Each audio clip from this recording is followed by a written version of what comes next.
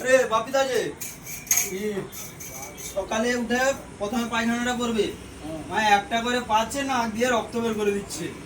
সকালে উঠে পায়খানা করবে, তারপর কাজে যাবে। কালে কালুয়ে ভাগ আছে। কি বলছে যে আমি কালকে সবাইকে না অজ্ঞান করে না ছাড়ছি, কি বলবি তুই? হ্যাঁ, কালকে অজ্ঞান করে ছাড়বো আমি?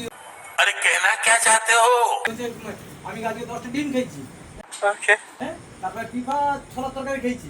ওকে তারপরে মাছ ভাজা ছিল, মাছ ভাজা খেয়েছি। সব খেলিস? তারপরে 7টা রুটি খেয়েছি।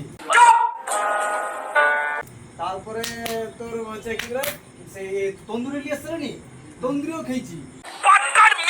मेरे को जानता नहीं है।